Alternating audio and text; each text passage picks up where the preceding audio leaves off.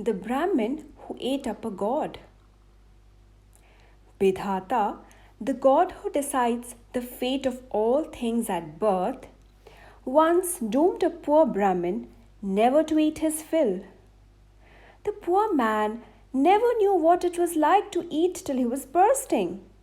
Something, something always happened when he was eating, and he never managed to finish a meal. One day, the king invited the Brahmin for lunch, and he was overjoyed. For once I'll be able to eat to my heart's content, he told his wife. Nothing will interrupt my meal in the king's palace. And so the next morning he was ready, put on his best clothes, and headed for the palace. Oh, his joy knew no bounds. As he entered the hall, he saw an array of dishes, crabs and fishes, prawns fried and curried, spiced banana and pumpkin fritters, cabbage with shrimps, drumstick and mustard sauce, and so much more. Mouth-watering dishes, he just couldn't name some of them. Smiling blissfully, he sat down to eat. Oh, he had barely eaten the first course when an earthenware pot hanging on the rafter fell into his plate. Oh, he looked at the shards in anger and sorrow. You had to fall into my plate only, he muttered in disgust as he rose to wash his hands. Now the king entered when he was wiping them. Have you eaten your fill, Holy One? He asked. No, sir, I have not, said the Brahmin. Your servants are not to be blamed. It's my fate, you see. Clenching his fists, he said. It never allows me to eat my fill. Oh, what happened? Asked the king. You won't believe it, but a clay pot fell into my plate. Now the king was annoyed with his servants. Please stay the night here, and tomorrow I'll make sure you enjoy a full meal, said the king. Next morning, the king rose early and went to the kitchen to supervise the cooks. He even made the fish curry with his own royal hands. And when the food was laid out, he escorted the Brahmin to the hall. Oh, the meal looked delicious and smelt divine. The Brahmin sat down to eat, and the king personally served him. He ate the first course and the second. Now, Bidhata, the god, saw what was happening and frowned. This cannot be. He cannot eat his fill, he thought, because it was decided at his birth. Now Bidhata the god looked carefully around the banquet hall, and there was nothing there which could interrupt or spoil the Brahmin's meal. I'll have to do something myself quickly, he told himself. And he turned himself into a tiny golden frog. He sat on the edge of the plate. But the rim of the plate was oily as the Brahmin had just eaten some fried fish. And Bidhata the god, who had disguised himself as a frog, slipped into the rice and curry. The Brahmin was talking to the king and didn't notice the little frog which fell in his morsel. And he had scooped up and swallowed it whole. And so, Bidhata, the god of fate, was down in his stomach. Oh, for the first time, the Brahmin had eaten so well. He ate till he could eat no more, and he sat back with a sigh of contentment and joy.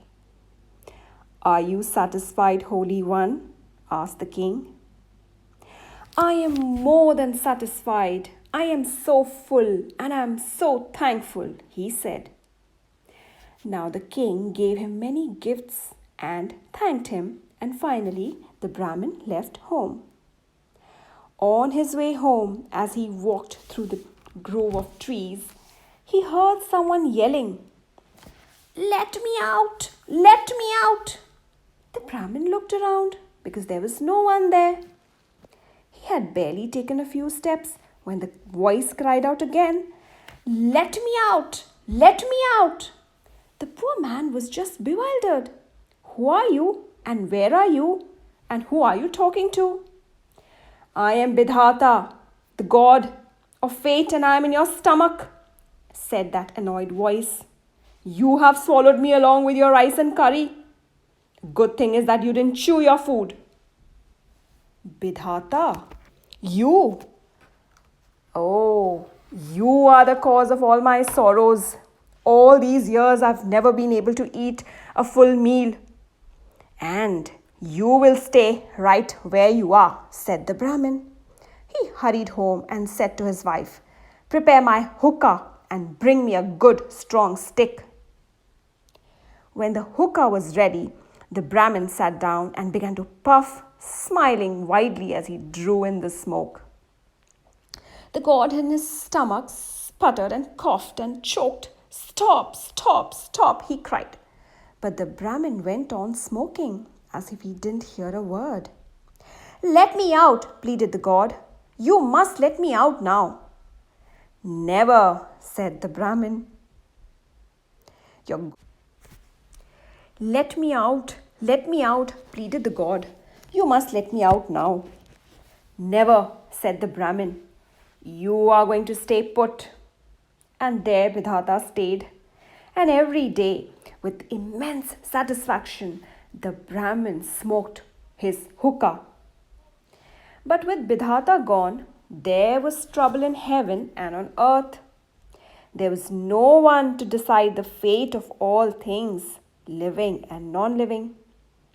If this went on much longer, the world would end, said the gods, and they called for an emergency meeting.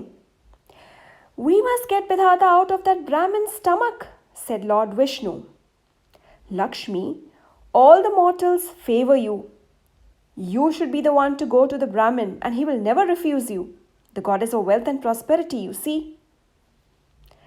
"I am sure he will," Lakshmi said uncertainly. "But any which ways, I'll go and give it a try." When the Brahmin saw Lakshmi at his door, he bowed respectfully and led her to the best seat in his house. "What can I do for you, goddess?" he asked. "Poor houses like mine are never graced by your presence." "You have Bidhata imprisoned in your stomach. Please release him, or the world will be destroyed," requested Goddess Lakshmi. The Brahmin glared at her. "Wife, bring me that stick. I'll give this goddess of good fortune what she deserves." He said that. "She has ignored me since the day I was born. No fortune, no prosperity from her to me. And now she wants me to do this favor to her? No way." Pale with fear, Lakshmi quickly made her exit. The gods then decided to send Saraswati, the goddess of learning and wisdom. "Brahmins are partial to you. He'll obey you," they told Saraswati. Saraswati had her own doubts, but of course she did as the gods had asked her to do. The Brahmin bowed deeply when he saw her at his door. "Mother of learning, what are you doing here in my poor hut?" "Brahmin, you must release Bidhata. Let him go," requested the goddess most politely. The Brahmin's eyes flashed with anger again. "Wife, bring me that stick," he shouted. "This goddess made me struggle so hard just to master that alphabet. She never made learning easy for me, you see. And now she wants me to give her something.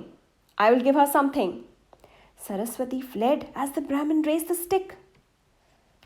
Finally, the great god Shiva took the matters in his own hands. Now, you see, the Brahmin was an ardent devotee of Lord Shiva, and nothing passed his lips until his prayers to Shiva were done. So when Shiva arrived at his door, he was speechless with joy. He washed Lord Shiva's feet and let him in. Brahmin, you must let Vidhata go, said the great god. For a moment, the Brahmin looked very quietly at the god. Then he bowed. Since you ask Lord of the three worlds, I'll release him, as much as I dislike this idea. Thanks to this god, I have had only suffering and hardship as my portion. I did not have even the pleasure of a full stomach till I swallowed him. I don't want to let him go. Let him out, said Shiva, and I will take you to Kailash when your life is done. This is my promise. That met with the Brahmin's approval, and relaxing his throat, he opened his mouth. The little golden frog hopped out and quickly vanished. The god of fate was taking no chances with this Brahmin. From that day on, life changed for the Brahmin. Poverty and hardship left his house, and he was also happily eating his full meal. And when death came calling, Shiva kept his word and took him to Kailasha.